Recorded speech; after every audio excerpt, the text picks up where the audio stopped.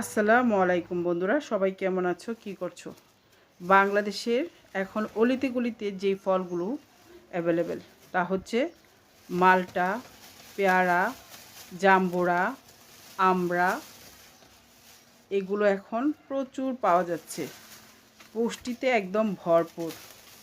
এগুলা সবাই, সব বয়সের মানুষই এগুলা তৃপ্তি করে খেতে পারে, কোনো ধরনের সাইড এফেক্ট নেই। যেমন অ্যাপেল তুমি সারাদিনে একটাই খেতে পারবা, অথবা ডায়াবেটিস যাদের আছে তাদের তো খাওয়া যাবে না। কিন্তু এইসব ফলগুলা সব বয়সের মানুষরাই তৃপ্তি সহকারে খেতে পারবে, কোনো সাইড এফেক্ট নাই, কোনো কিছুই নাই। যত ইচ্ছা সারাদিন খেতে পারো টক জাতীয় ফল। জাম্বুরা পুষ্টিতে ভরপুর, আমড়া, আনারস, পেয়ারা, পেঁপে, তারপর আছে মালটা, দেশীয় ফল। আমি আজকে 5 কেজি মালটা নিয়ে আসলাম, আর আমি এগুলো দিয়ে জুস বানাবো। এভাবে তো বাচ্চাদেরকে কেটে দিলে খায় না, তাই আমি কীভাবে জুসটা খাওয়াই সেটাই সবার সঙ্গে শেয়ার করছি। ভালোভাবে কয়েকটা মালটা একটু ধুয়ে নিলাম, ধুয়ে আমি এখন এগুলোকে কাটবো। দেখো কিভাবে কাটছি।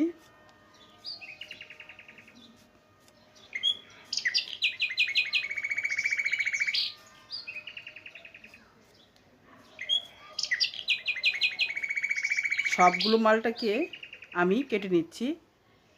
এই যে এভাবে আমি বাকলগুলো ফেলে মালটাটাকে কেটে নিলাম। সবগুলোকে একে একে কেটে নিচ্ছি এভাবে। এই যে কিছু মালটা কেটে নিয়ে চলে আসলাম, ব্লেন্ডারে দিয়ে দিচ্ছি এখন সবগুলো মালটা।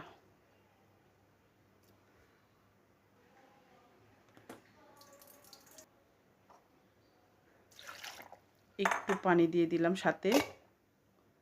এখন আমি সবগুলোকে ব্লেন্ড করে নিলাম, সুন্দর করে ঢেলে দিচ্ছি। মালটার জুসটা কিন্তু আমার একদম রেডি। এখন আমি কাপে ঢেলে নিব। এটা যদি বাচ্চাদেরকে খাওয়াও কত পুষ্টি পাবে, অনেক হেলদি একটি জুস।